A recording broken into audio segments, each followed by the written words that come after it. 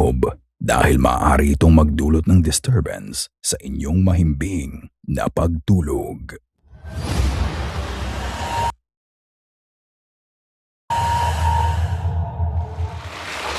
Other visitor. Nagsama-sama ang ilang magkakamag-anak sa bahay ng kanilang namayapang lola na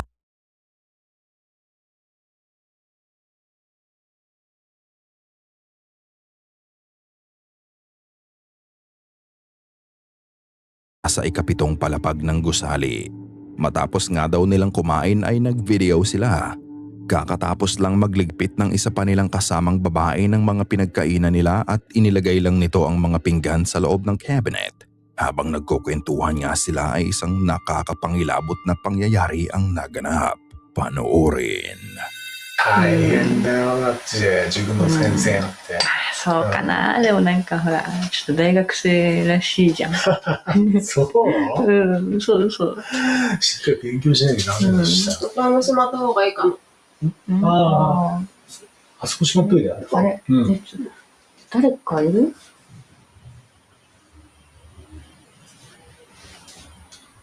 普通に言うよ。おじさんちょっと見てきて。怖いんだけど、怖い怖い。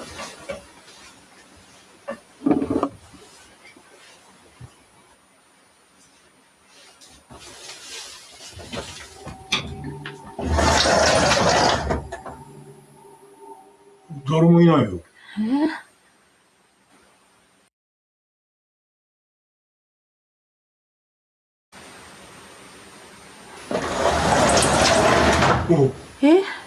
怖い怖い怖い怖い。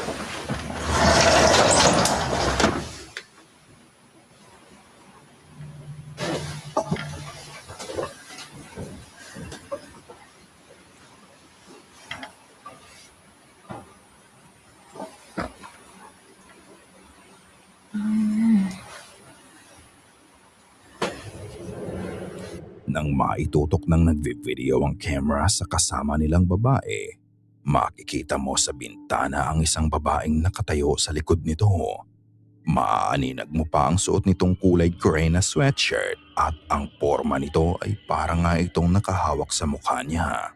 Nakita nilang tatlo ang imahe at agad nilang naramdaman ang takot nang lapitan ng lalaki ang bintana. Pagbukas niya dito ay ang biglaan ding pagkawala ng imahe. Ngunit nang muli niyang isara ang bintana ay muli itong nagpakita. Binuksang muli ng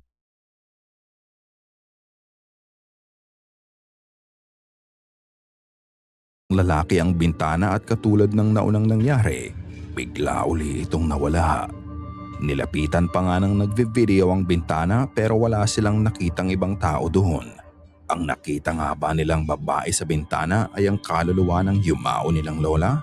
O maaaring pinaglalaroan lang sila ng mga mata nila. Wala na ngang naging ibang paliwanag ang nag-upload ng video pero inaamin niyang natakot daw sila nung gabi na yon. Kung ikaw, kaya mo bang silipin ang bintana katulad ng ginawa nila o manghinginig ka na lang din sa takot? The Investigation. Bago ko simulan ang nangyari sa video na to, gusto ko lang ipaalam sa inyo na ito ay isang Japanese found footage case file na base sa totoong buhay. Nagsimula ang kababalaghan ng isang araw na sunog ang bahay sa tapat ni Mr. A. Kinuhanan niya ng litrato ang bahay habang nasusunog ito. Sa litrato, makikita mo ang silhouette ng human-shaped figure sa gitna ng malaking apoy.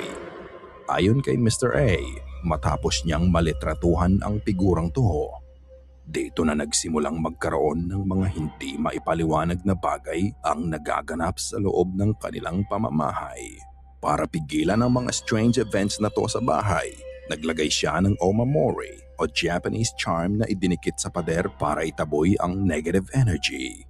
However, hindi nakatulong ang omamori sa kaso nila.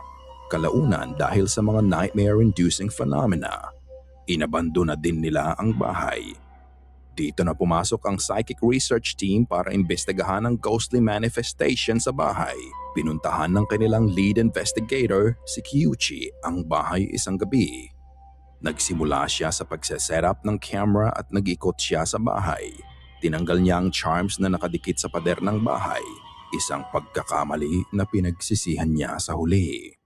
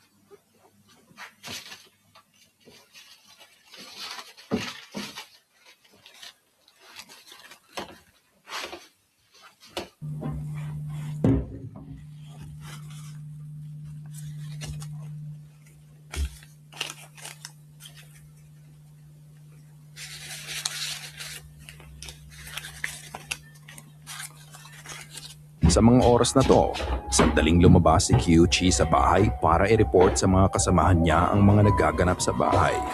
But unfortunately, no one was able to answer his call.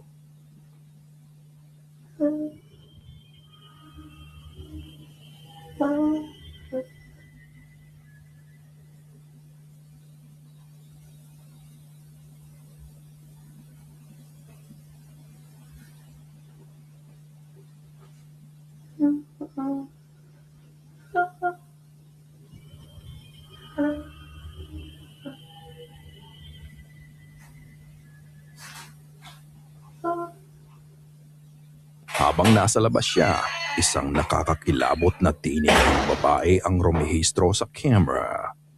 Ngunit pagbalik niya, nawala din ang boses ng babae. Naisipan niyang kumain muna habang naghihintay sa kasama niya. Ang hindi niya alam, isang creepy apparition na pala ang nakuha ng camera niya.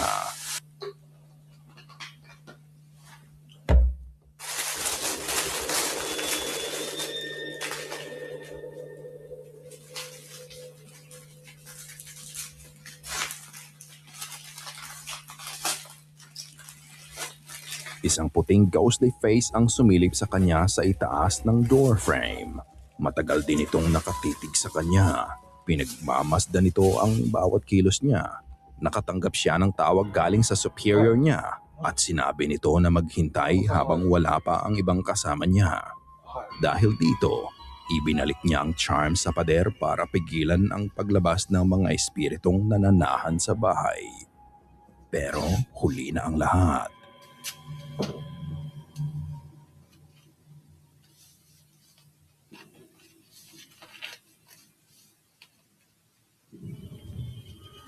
Matapos nito ay narinig niya na tumunog ang doorbell. Kaya bumaba siya para tignan kung sino to. Pero paglabas niya, meron na pala siyang kasama.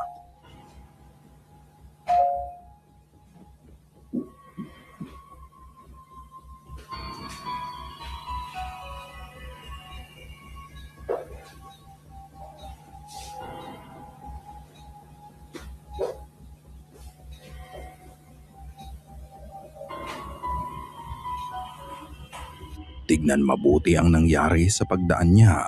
Hindi niya namalayan na isang puting figura ng katawan ng tao ang naglalakad na kasunod sa likod niya. Matapos noon, dahil wala pa ang mga kasama niya, napagpasyahan niya na mag-imbestiga ng mag-isa. At ito ang nangyari.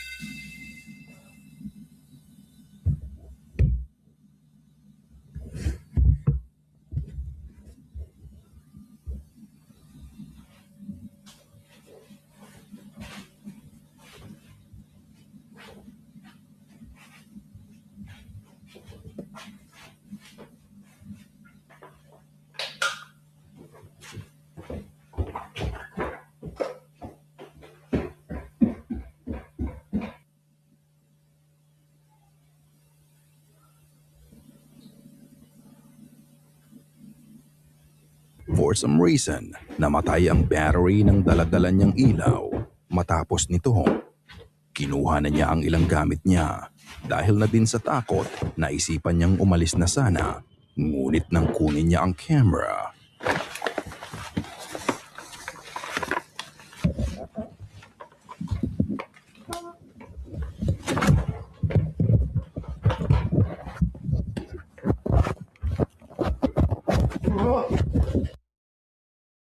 biglang lumitaw ang mukha ng isang lalaki sa mismong tabi niya. At matapos noon, 4 na dikit-dikit na mukha ang makikita sa camera.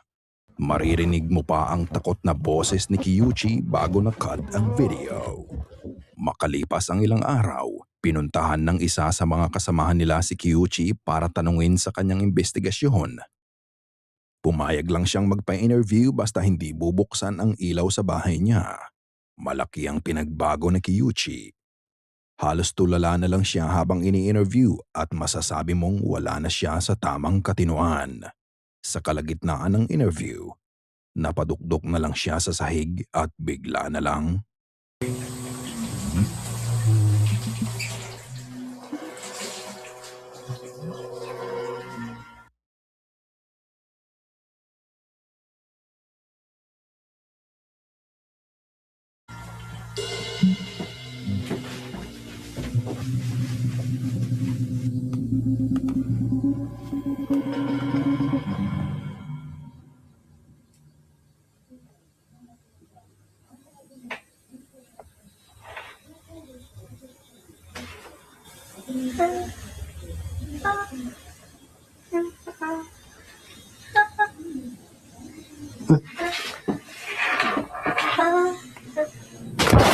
matapos nito.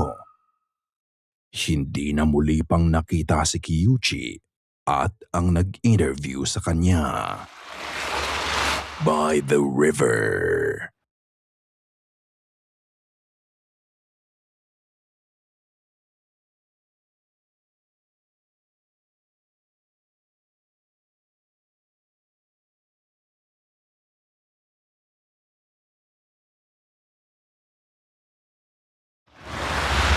Isang grupo ng magkakaibigan ang lumibot sa ilog isang araw.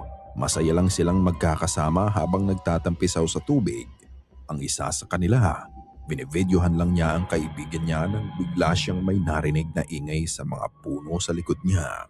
Itinutok niya ang camera sa direksyon ng ingay pero wala naman siyang nakita. Kaya pinagpatuloy lang niya ang pagve-video sa mga kaibigan niya. Ngunit pag-uwi nila, may napansin siya na nagbigay ng kilabot sa kanya.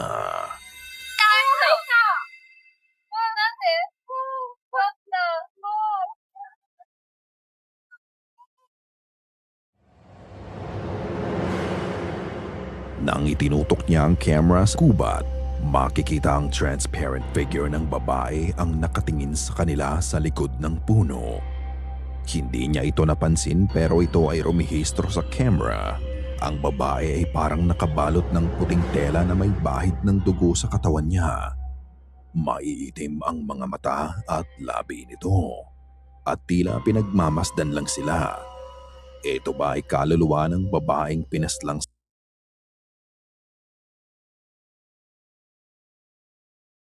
sa lugar na to o simpleng kaso lang ng pareidolia? Ikaw na ang humusga. Moving Day. Naglilipat na ang magkasintahan sa bago nilang bahay. Bukod sa kanilang dalawa, tinulungan sila ng isang kaibigan sa paghahakot. Matapos nilang mailagay ang lahat ng gamit at mga kahon sa loob ng bahay, nagpahinga muna sila sandali para kumain. Makikita mo din ang pagod sa mukha ng babae. Pagkatapos nilang kumain, nagbibiro pa ang nagve-video at tinanong ng ilang bagay ang couple tungkol sa mga dala nila. Ngunit habang nagve-video sila, they didn't know they'd capture something so sinister. Something you'd never want to see. Not even in your worst nightmare.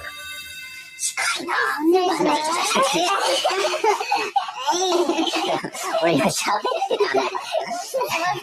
全然ありがとう。いや。会社は、疲れたよ、本当に。疲れちゃった。ね。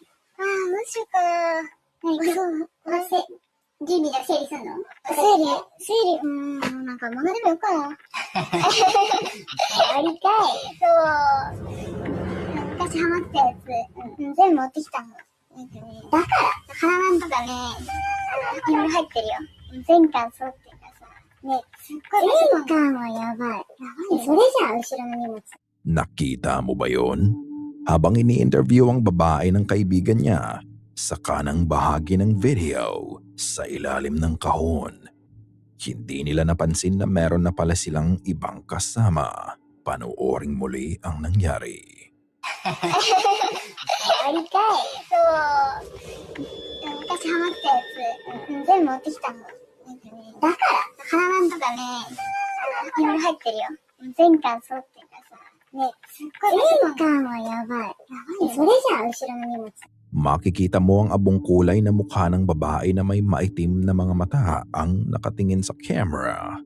Wala kang makikitang expression sa mukha nito, making its presence even more intensifying, making the entity seem far more terrifying and eerie. Bahagya itong nawala sa frame ng video, ngunit pagbalik ng camera dito, ang imahe ng babae ay tila nawala na din. Ano kaya ang nararamdaman ng couple matapos nilang makita ang entity na nasa likod lang nila? Eto ba ay residente na sa bahay bago pa sila lumipat dito? Dahil dito, I can't help but wonder kung itinuloy pa din ba nila ang paglipat sa bahay. Kung ikaw ang nasa kalagayan nila, ano ang gagawin mo?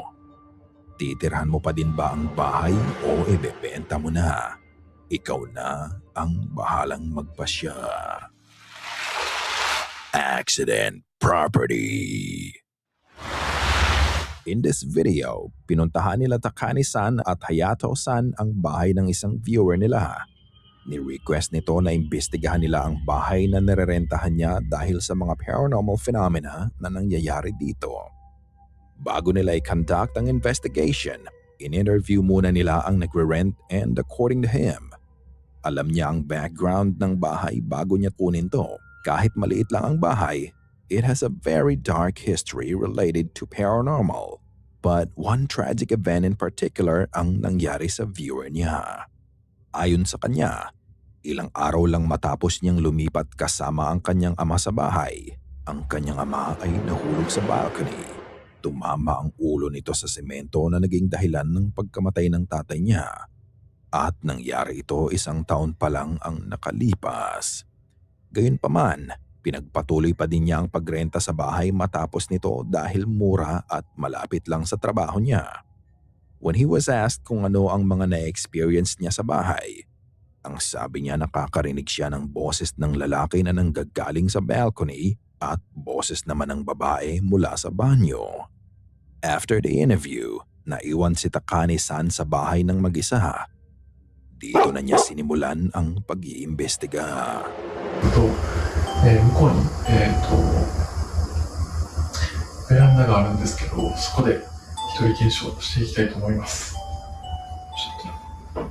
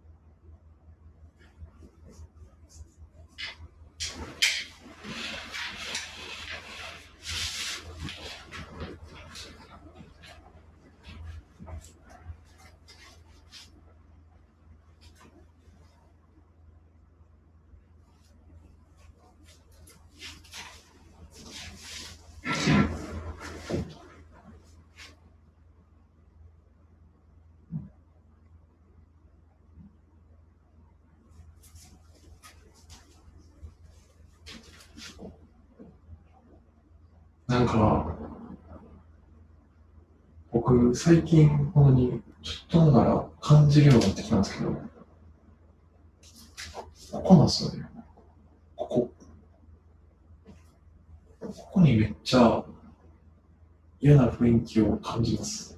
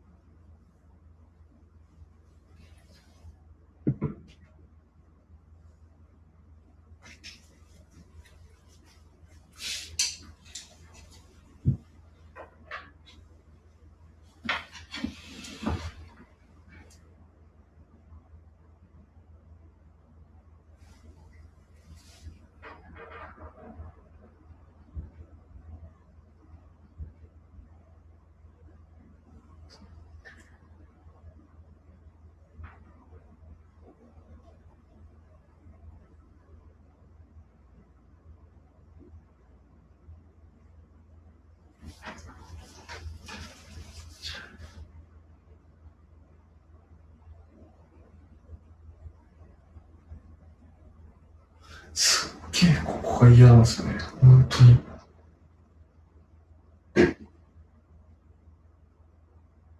ちょっとラップ音に関しては無視します。ほぼ、なんか、一択です。Sa simula pa lang ng investigasyon, nakarinig agad siya ng mga pagkalabog na nanggagaling sa loob ng bahay. Bukod sa ingay, isang lugar sa bahay ang mabigat ang pakiramdam ni Takane. Ito ay ang sulok sa kwarto sa sala. Gayunpaman, ipinagpatuloy lang niya ang investigasyon. This time, nagpunta siya sa banyo para tignan kung madidinig niya ang boses ng babae dito. Ito ang nangyari.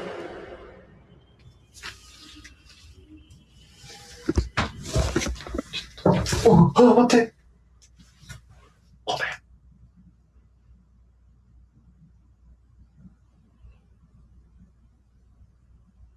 Just as he closed the bathroom door, isang katok agad ang narinig niya. Pero hindi pa patinag si Katane dahil gusto niyang bigyan ng sagot ang viewer niya. Pinatay niya ang ilaw sa banyo at nagpatuloy na nakiramdam sa paligid niya.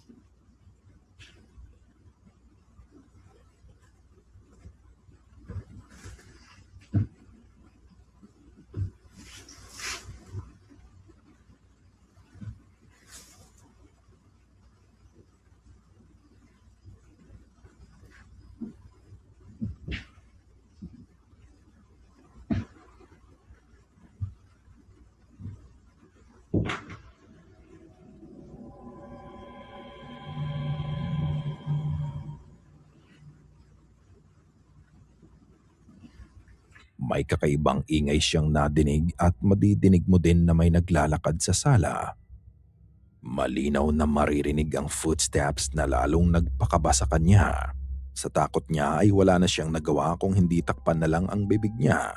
Makalipas ang 30 minuto, lumabas na din siya sa banyo pero wala siyang nakita. Matapos nga nito ay tinawagan niya na si Hayato na bumalik na sa bahay. At ikinuwento pa nga ni Takane na talagang iba ang pakiramdam niya sa parte ng sala na yon. Ngayon kag-goosebumps, bago ko ipagpatuloy ang nangyari, tatanungin kita, nakita mo ba yon? Tignang mabuti ang nangyari sa simula ng kanyang pag-iimbestiga. あと、向こうに、ベランダがあるんですけど、そこで一人検証していきたいと思います。ちょっと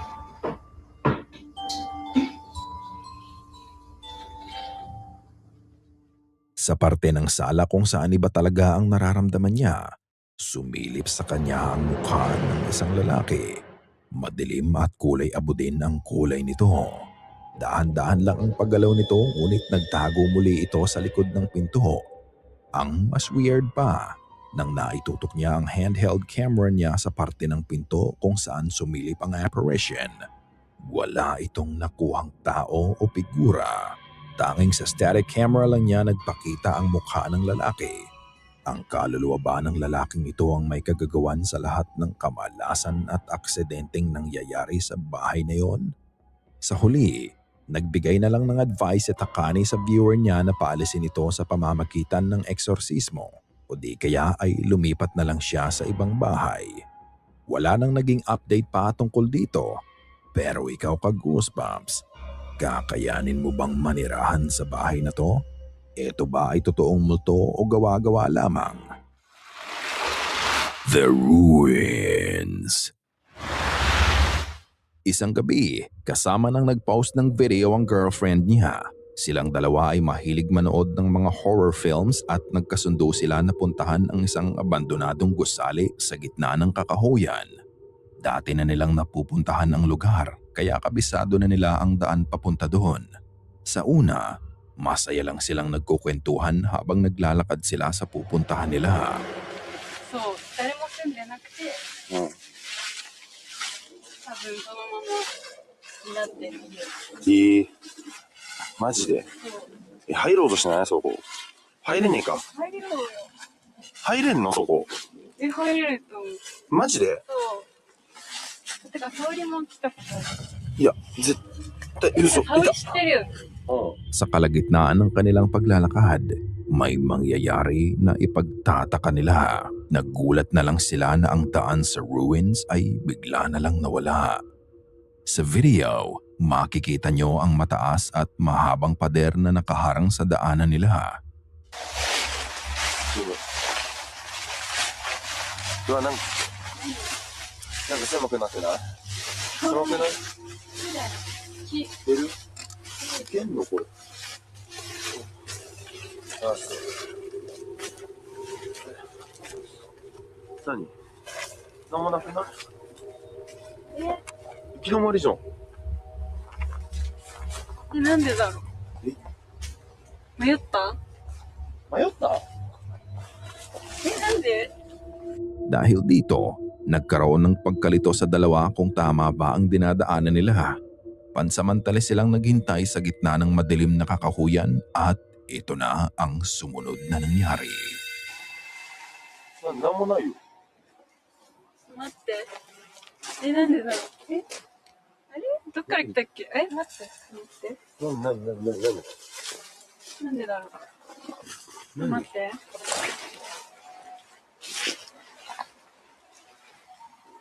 なんもないよ。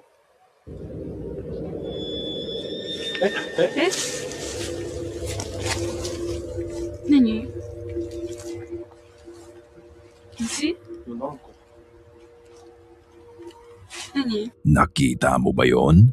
Sa tabi ng babae, biglang lumitaw ang mahabang buhok na tila nakalutang lang.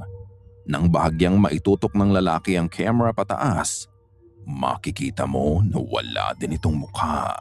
Pwede mong isipin na kung ano man to ay nakabitin ng pabaliktad. Ang tanong, eto din ba ang may gawa ng harang sa daanan nila na naging sanhi ng pagkalito nila? Pinipigilan ba sila nito na pumunta sa ruins o nilulure sila ng entities sa ibang direksyon? Pero ano sa tingin nyo?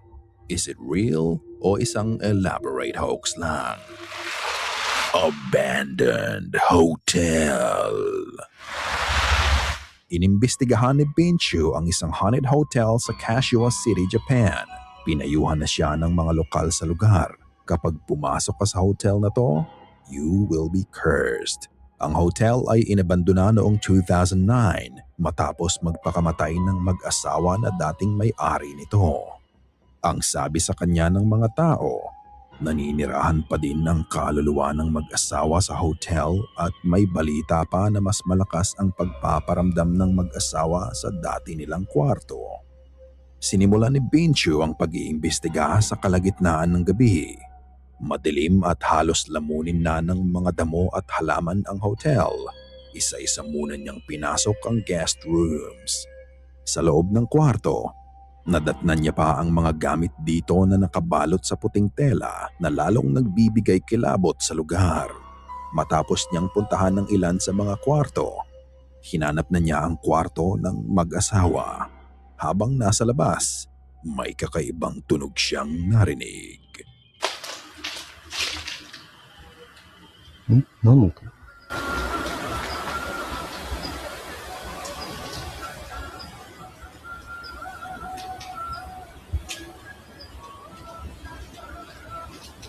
夜中の2時ですけど。 Ito daw ay parang tunog na nanggaling sa radyo, ngunit hindi niya alam kung saan mismo nanggagaling to. Habang ine-explore niya ang gusali, nakita niya ang nakahiwalay na shed na kinukubli ng kakahuyan. Sa kanyang pagpunta doon, nakarinig siya ng ingay na parang may nakasunod sa kanya. わわわわわわわわ。もうやだな、こういうの。いていていていて。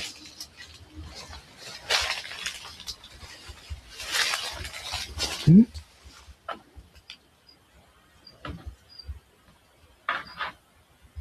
え？なんか、誰かが壁をかくん。ちょっと待って。 Sinundan niya ang ingay at dinala siya nito sa likod ng shed. And strangely, sa pagitan ng mga pader, may makipot na daan papunta sa isa pang kwarto. He squeezed himself in a tight space to get into the room. At dito niya nalaman na ang kwarto na ito ay ang kwarto ng mag-asawa na dating may-ari ng hotel. Dito na niya ipinagpatuloy ang kanyang pag-iimbestiga. Ang hindi niya alam, may mangyayari dito na hindi niya malilimutan.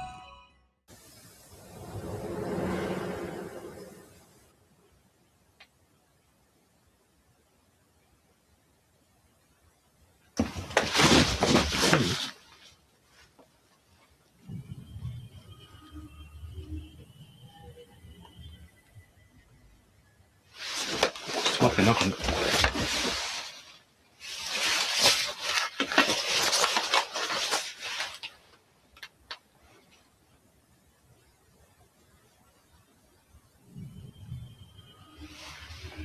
誰かが来るみたいな音鳴ったんですけど。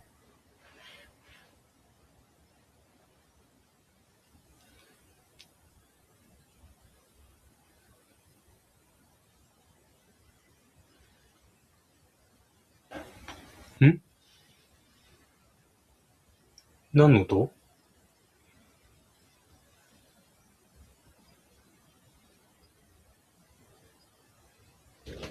ん？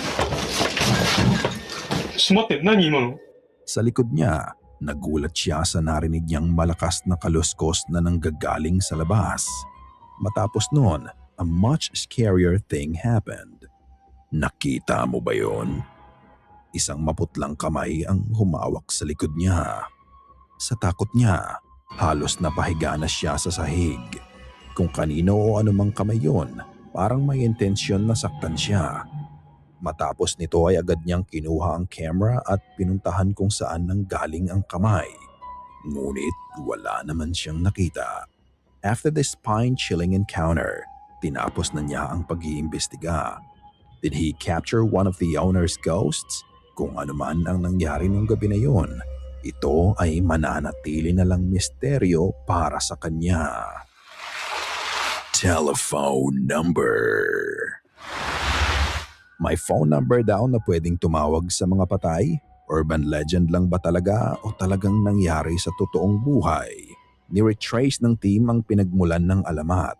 Noong 2005, isang horror short na kasama sa movie episode kung saan gumagamit ang mga estudyante ng Kokuri-san o Japanese Ouija board para humingi ng phone number to the dead. At dito nagsimula ang lahat. こっくりさん、こっくりさん、いらっしゃいましたら、はいへお進みください。次何聞こうか。何かある？今日はもう特にないなぁ。ネタ切れ。指も疲れたし、釣りそう。ゆきえは？さ、幽霊と話せる電話番号って知ってる？何それ？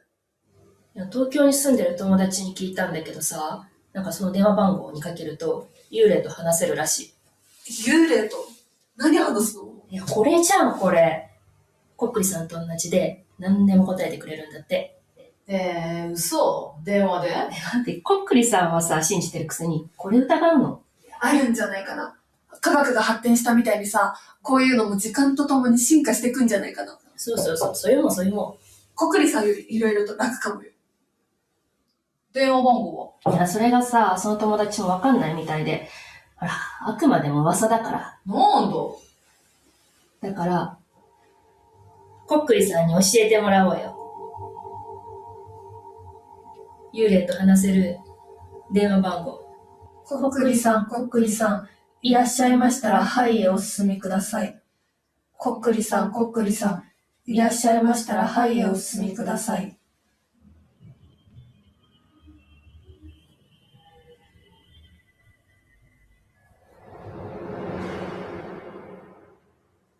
こっくりさん、こっくりさん、幽霊と話せる電話番号を教えてください。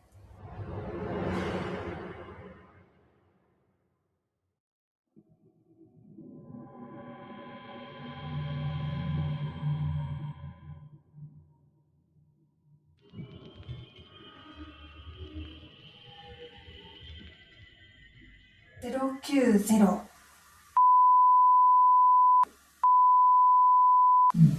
これでいいよね。かけるよ。090。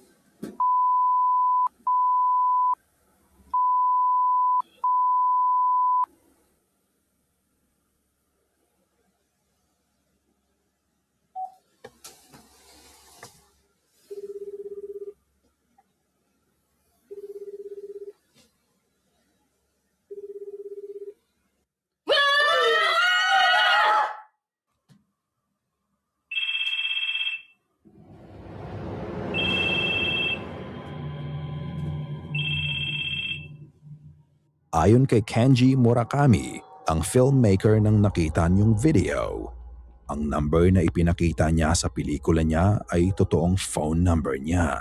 Ginawa niya to para kung may makapanood ng film at tatawag sa number niya ay makakahingi siya ng feedback sa mga ito. Unfortunately, this is not what happened. Imbes na makatanggap siya ng tawag, puro voicemails ang nare-receive niya. At madalas dito, eerie at unsettling ang messages.